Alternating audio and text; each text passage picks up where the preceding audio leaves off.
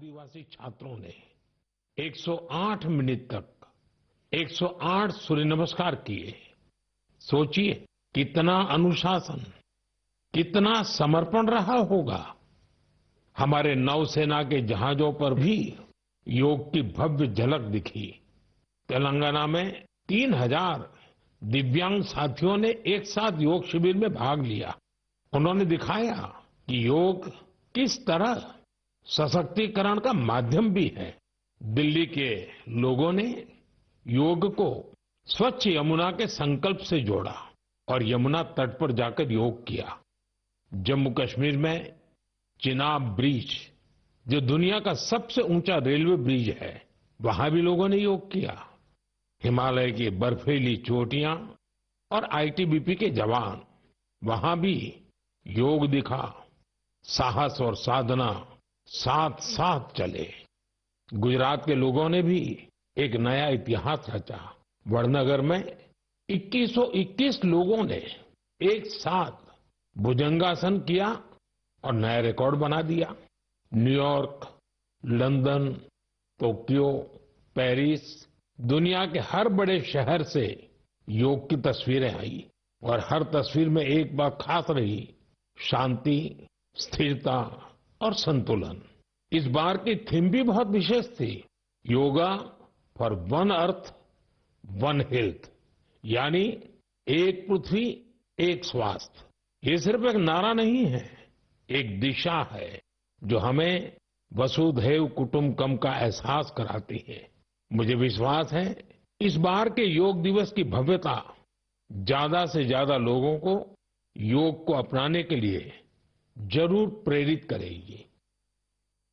मेरे प्यारे देशवासियों, जब कोई तीर्थ यात्रा पर निकलता है तो एक ही भाव सबसे पहले मन में आता है, चलो बुलावा आया है। यही भाव हमारे धार्मिक यात्राओं की आत्मा है। ये यात्राएं शरीर के अनुशासन का, मन की शुद्धि का, आपसी प्रेम और भाईचारे का, प्रभु से जुड़ने का माध्यम है। इनके अलावा इन यात्राओं का एक और बड़ा पक्ष होता है। ये धार्मिक यात्राएं सेवा के अवसरों का एक महाअनुष्ठान भी होती हैं।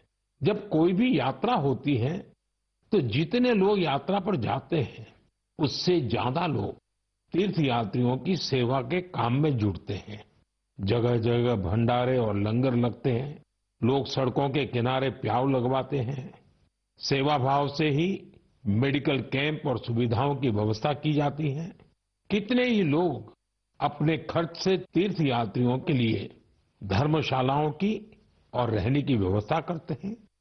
साथियों, लंबे समय के बाद कैलाश मानसरोवर यात्रा का फिर से शुभारंभ हुआ है। कैलाश मानसरोवर यानी भगवान शिव का धाम। हिंदू, बौद्ध, जैन हर परंपरा में कैलाश को श्रद्धा और भक्ति का केंद्र माना गया है। साथियों, 3 जुलाई से पवित्र अमरनाथ यात्रा शुरू होने जा रही है और सावन का पवित्र महीना भी कुछ ही दिन दूर है। अभी कुछ दिन पहले हमने भगवान जगन्नाथ जी की रथ यात्रा भी देखी है। ओडिशा हो, गुजरात हो या देश का कोई और कोना, लाखों श्रद्धालु इस यात्रा में शामिल होते हैं। उत्तर से दक्षिण, पूरब से पश्चिम, ये यात्राएं एक भारत श्रेष्ठ भारत के भाव का प्रतिबिंब है। जब हम श्रद्धा भाव से, पूरे समर्पण से और पूरे अनुशासन से अपनी धार्मिक यात्रा संपन्न करते हैं तो उसका फल भी मिलता है। मैं यात्राओं पर जा रहे सभी सौभाग्यशाली श्रद्धालुओं को अपनी शुभकामनाएं देता हूं। जो लोग सेवा भावना से इन यात्राओं को सफल और सुरक्षित बनाने में जुटे हैं, उन्हें भी साधुवाद देता हूं। मेरे प्यारे देशवासियों, अब मैं आपको देश की 2 ऐसी उपलब्धियों के बारे में बताना चाहता हूं जो आपको गर्व से भर देंगी। इन उपलब्धियों की चर्चा वैश्विक संस्थाएं कर रही हैं। WHO यानी विश्व स्वास्थ्य संगठन और ILO यानी इंटरनेशनल लेबर ऑर्गेनाइजेशन ने देश की इन उपलब्धियों की भरपूर सराहना की है। पहली उपलब्धि तो हमारे स्वास्थ्य से जुड़ी है। आप में से बहुत से लोगों ने आंखों की एक बीमारी के बारे में सुना होगा, ट्रैकोमा। ये बीमारी बैक्टीरिया से फैलती है। एक समय था जब ये बीमारी देश के कई हिस्सों में आम थी। ध्यान नहीं दिया जाए तो इस बीमारी से धीरे धीरे आंखों की रोशनी तक चली जाती थी। हमने संकल्प लिया कि ट्रैकोमा को जड़ से खत्म करेंगे।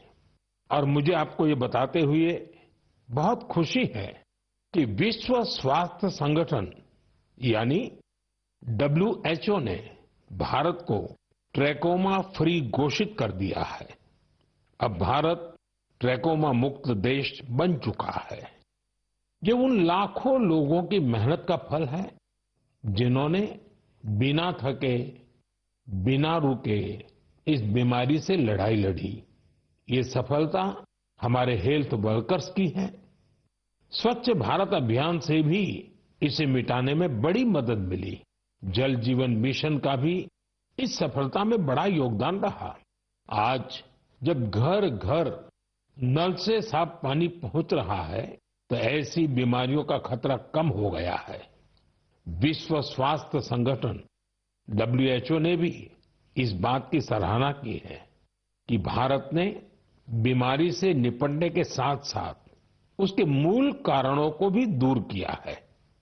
साथियों, आज भारत में ज्यादातर आबादी किसी न किसी सोशल प्रोटेक्शन बेनिफिट का फायदा उठा रही है।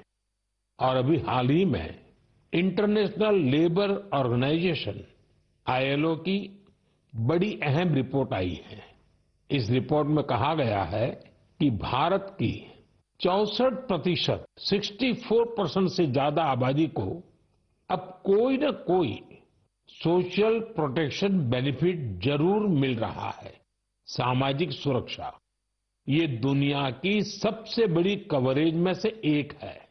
आज देश के लगभग 95 करोड़, 95 करोड़ लोग किसी न किसी सोशल सिक्योरिटी योजना का लाभ पा रहे हैं, जबकि 2015 तक 25 करोड़ से भी कम लोगों तक सरकारी योजनाएं पहुंच पाती थी। साथियों, भारत में स्वास्थ्य से लेकर सामाजिक सुरक्षा तक हर क्षेत्र में देश सैचुरेशन की भावना से आगे बढ़ रहा है। ये सामाजिक न्याय की भी उत्तम तस्वीर है। इन सफलताओं ने एक विश्वास जगाया है कि आने वाला समय और बेहतर होगा। हर कदम पर भारत और भी सशक्त होगा।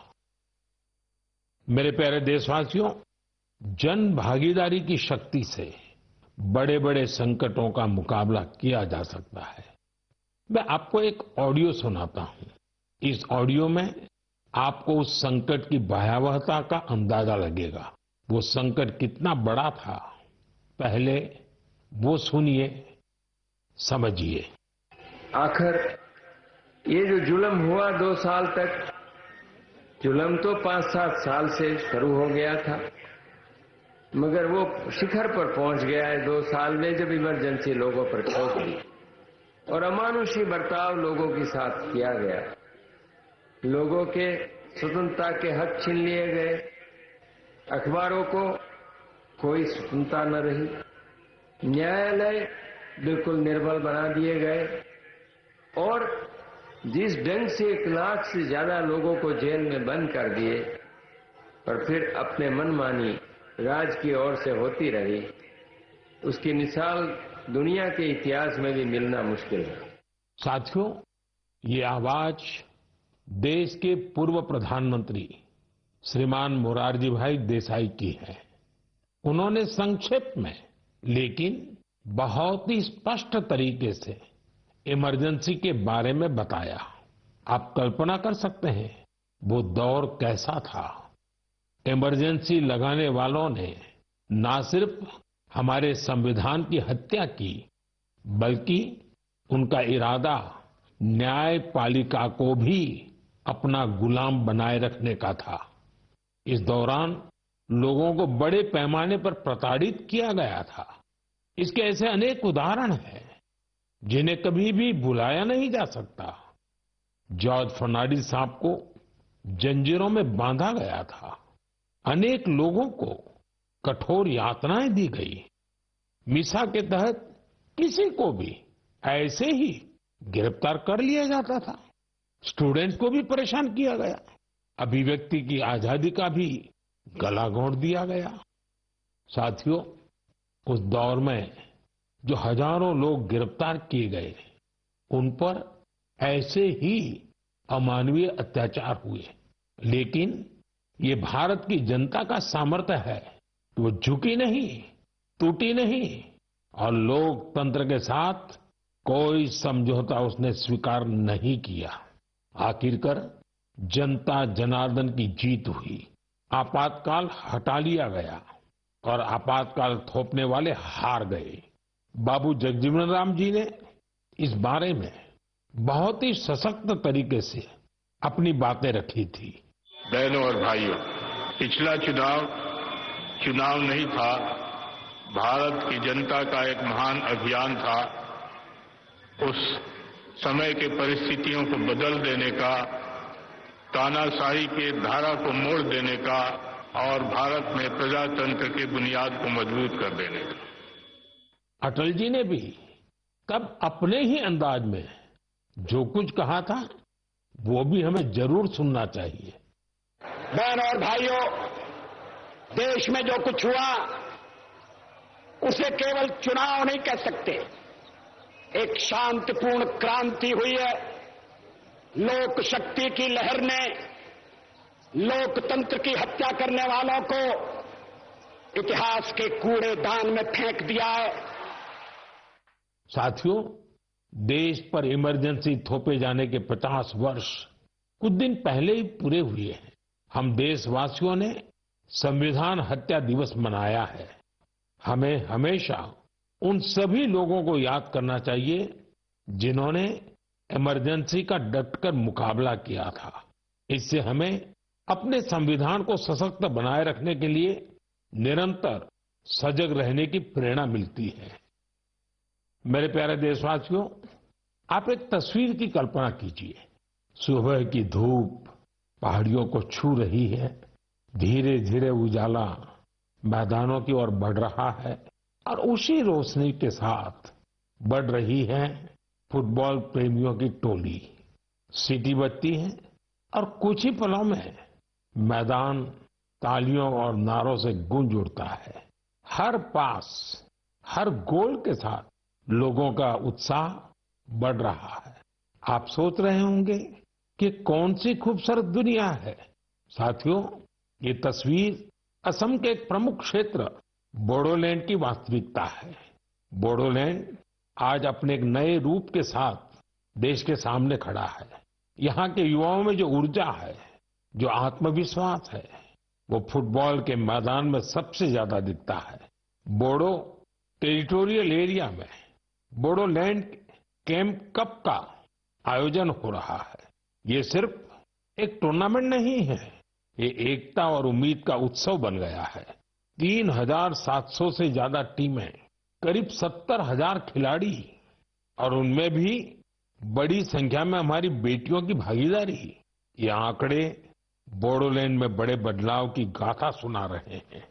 बोडोलैंड अब देश के खेल नक्शे पर, स्पोर्ट्स के मैप पर अपनी चमक और बढ़ा रहा है। साथियों, एक समय था जब संघर्ष ही यहाँ की पहचान थी। तब यहाँ के युवाओं के लिए रास्ते सीमित थे, लेकिन आज उनकी आंखों में नए सपने हैं और दिलों में आत्मनिर्भरता का हौसला है। यहाँ से निकले फुटबॉल खिलाड़ी अब बड़े स्तर पर अपनी पहचान बना रहे हैं।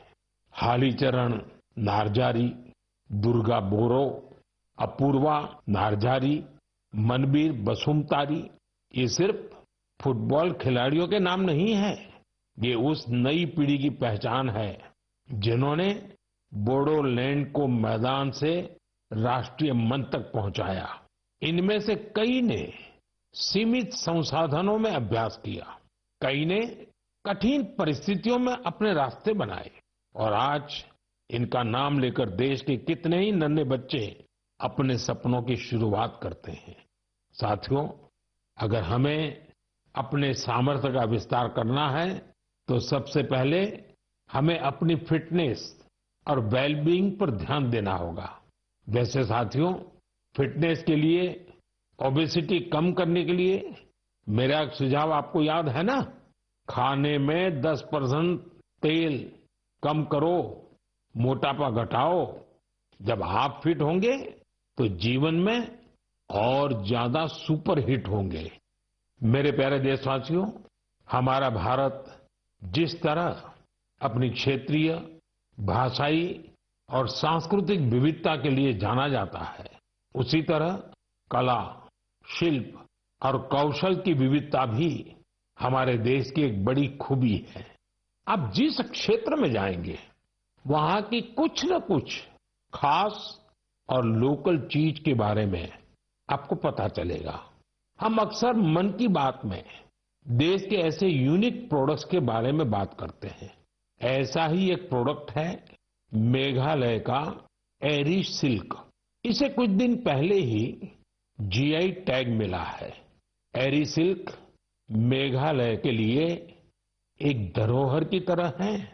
यहाँ की जनजातियों ने, खासकर खासी समाज के लोगों ने पीढ़ियों से इसे सहेजा भी है और अपने कौशल से समृद्ध भी किया है। इस सिल्क की कई ऐसी खूबियां हैं जो इसे बाकी फैब्रिक से अलग बनाती है। इसकी सबसे खास बात है इसे बनाने का तरीका। इस सिल्क को जो रेशम के कीड़े बनाते हैं, उसे हासिल करने के लिए कीड़ों को मारा नहीं जाता है, इसलिए इसे अहिंसा सिल्क भी कहते हैं। आजकल दुनिया में ऐसे प्रोडक्ट्स की डिमांड तेजी से बढ़ रही है जिनमें हिंसा न हो और प्रकृति पर उनका कोई दुष्प्रभाव न पड़े। इसलिए मेघालय का एरी सिल्क ग्लोबल मार्केट के लिए एक परफेक्ट प्रोडक्ट है। इसकी एक और खास बात है, ये सिल्क सर्दी में गर्म करता है और गर्मियों में ठंडक देता है। इसकी एक खूबी इसे ज्यादातर जगहों के लिए अनुकूल बना देती है। मेघालय की महिलाएं अब सेल्फ हेल्प ग्रुप के जरिए अपनी इस धरोहर को और बड़े स्केल पर आगे बढ़ा रही है। मैं मेघालय के लोगों को एरी सिल्क को जीआई टैग मिलने पर बधाई देता हूं। मैं आप सबसे भी अपील करूंगा, आप भी एरी सिल्क से बने कपड़ों को जरूर ट्राई करें। और हाँ, khadi, handloom, handicraft, vocal for local, इन्हें भी आपको हमेशा याद रखना है। ग्राहक भारत में बने प्रोडक्ट ही खरीदें और व्यापारी भारत में बने प्रोडक्ट ही बेचें, तो आत्मनिर्भर भारत अभियान को नई ऊर्जा मिलेगी। मेरे प्यारे देशवासियों, विमेन लेड डेवलपमेंट का मंत्र भारत का नया भविष्य गढ़ने के लिए तैयार है। हमारी माताएं, बहनें, बेटियां आज सिर्फ अपने लिए ही नहीं बल्कि पूरे समाज के लिए नई दिशा बना रही हैं। आप तेलंगाना के भद्राचलम की महिलाओं की सफलता के बारे में जानेंगे तो आपको भी अच्छा लगेगा। ये महिलाएं कभी खेतों में मजदूरी करती थी, रोजी रोटी के लिए दिन भर मेहनत करती थी। आज वही महिलाएं मिलेट्स, श्री अन्न से बिस्किट बना रही हैं। भद्रादी मिलेट मैजिक नाम से ये बिस्किट हैदराबाद से लंदन तक जा रहे हैं। भद्राचलम की इन महिलाओं ने सेल्फ हेल्प ग्रुप से जुड़कर ट्रेनिंग ली। साथियों, इन महिलाओं ने एक और सराहनीय काम किया है। इन्होंने गिरी सैनिटरी पैड्स बनाना शुरू किया। सिर्फ 3 महीने में 40,000 पैड्स तैयार किए और उन्हें स्कूलों और आसपास के ऑफिसों में पहुंचाया, वो भी बहुत ही सस्ती कीमत पर। साथियों, कर्नाटका के कलबुर्गी की महिलाओं की उपलब्धि भी बेहतरीन है। इन्होंने ज्वार की रोटी को एक ब्रांड बना दिया है। इन्होंने जो कोऑपरेटिव बनाई है, उसमें हर रोज 3,000 से ज्यादा रोटियां बन रही है। इन रोटियों की खुशबू अब सिर्फ गांव तक सीमित नहीं है, बेंगलुरु में स्पेशल काउंटर खुल चुका है। ऑनलाइन फूड प्लेटफॉर्म पर ऑर्डर आ रहे हैं।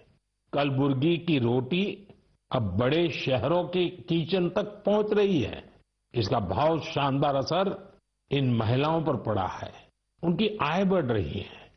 साथियों, अलग अलग राज्यों की इन गाथाओं में अलग अलग चेहरे हैं, लेकिन उनकी चमक एक जैसी है। ये चमक है आत्मविश्वास की, आत्मनिर्भरता की। ऐसा ही एक चेहरा है मध्य प्रदेश की सुमा उइके। सुमा जी का प्रयास बहुत सराहनीय है। उन्होंने बालाघाट जिले के कटंगी ब्लॉक में सेल्फ हेल्प ग्रुप से जुड़कर मशरूम की खेती और पशुपालन की ट्रेनिंग ली। इससे उन्हें आत्मनिर्भरता की राह मिल गई। सुमा उइके की आय बढ़ी तो उन्होंने अपने काम का विस्तार भी किया। छोटे से प्रयास से शुरू हुआ ये सफर अब दीदी कैंटीन और थर्मल थेरेपी सेंटर तक पहुंच चुका है। देश के कोने कोने में ऐसी ही अनगिनत महिलाएं अपना और देश का भाग्य बदल रही हैं। मेरे प्यारे देशवासियों, पिछले दिनों मुझे वियतनाम के बहुत से लोगों ने विभिन्न माध्यमों से अपने संदेश भेजे। इन संदेशों की हर पंक्ति में श्रद्धा थी, आत्मीयता थी। उनकी भावनाएं मन को छूने वाली थी। वो लोग भगवान बुद्ध के पवित्र अवशेषों, रिलिक्स के दर्शन कराने के लिए भारत के प्रति अपना आभार प्रकट कर रहे थे। उनके शब्दों में जो भाव थे वो किसी औपचारिक धन्यवाद से बढ़कर थे। साथियों, मूल रूप से भगवान बुद्ध के इन पवित्र अवशेषों की खोज आंध्र प्रदेश में पालनाडु जिले के नागार्जुन कोंडा में हुई थी। इस जगह का बौद्ध धर्म से गहरा नाता रहा है। कहा जाता है कि कभी इस स्थान पर श्रीलंका और चीन सहित दूर दूर के लोग आते थे। साथियों, पिछले महीने भगवान बुद्ध के इन पवित्र अवशेषों को भारत से वियतनाम ले जाया गया था। वहां के 9 अलग अलग स्थानों पर इन्हें जनता के दर्शन के लिए रखा गया। भारत की पहल एक तरह से वियतनाम के लिए राष्ट्रीय उत्सव बन गई। आप कल्पना कर सकते हैं, करीब 10 करोड़ लोगों की आबादी वाले वियतनाम में 1.5 करोड़ से ज्यादा लोगों ने भगवान बुद्ध के पवित्र अवशेषों के दर्शन किए। सोशल मीडिया पर जो तस्वीरें और वीडियो मैंने देखे, उन्होंने ये एहसास कराया कि श्रद्धा की कोई सीमा नहीं होती। बारिश हो, तेज धूप हो, लोग घंटों कतारों में खड़े रहे।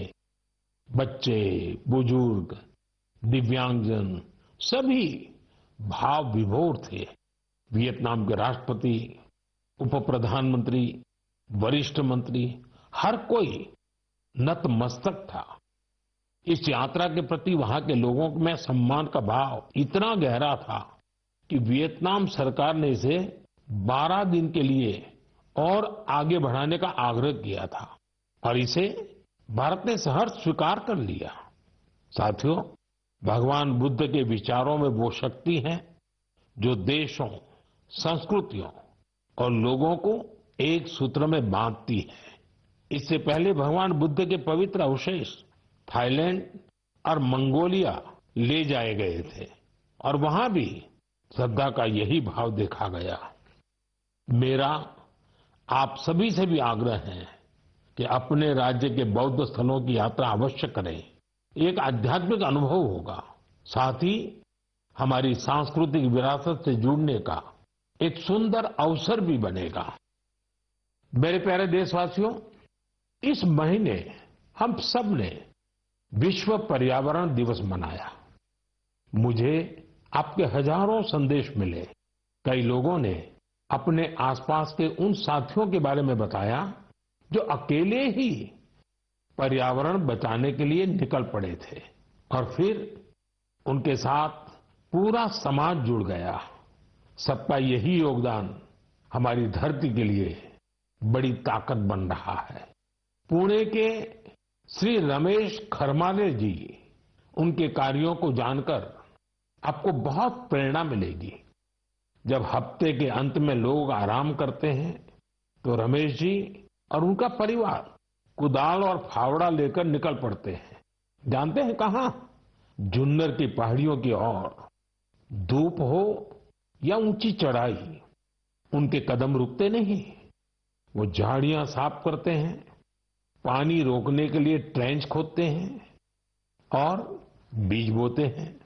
उन्होंने सिर्फ 2 महीनों में 70 ट्रेंच बना डाले। रमेश जी ने कई सारे छोटे तालाब बनाए हैं, सैकड़ों पेड़ लगाए हैं। वो एक ऑक्सीजन पार्क भी बनवा रहे हैं।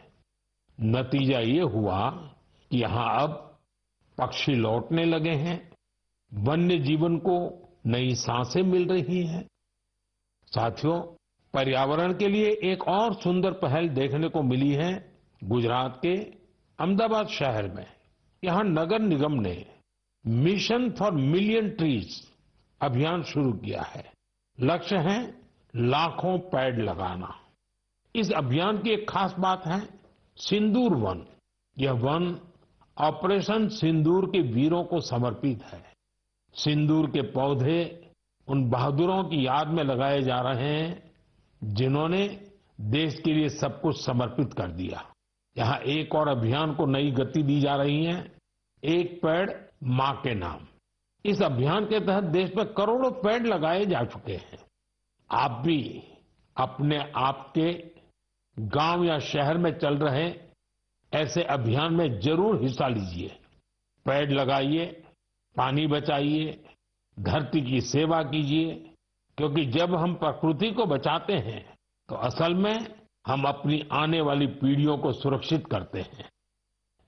साथियों, महाराष्ट्र के एक गांव ने भी बड़ी शानदार मिसाल पेश की है। छत्रपति संभाजीनगर जिले की ग्राम पंचायत है पाटोदा। ये कार्बन न्यूट्रल गांव पंचायत है। इस गांव में कोई अपने घर के बाहर कचरा नहीं फेंकता। हर घर से कचरा इकट्ठा करने की पूरी व्यवस्था है।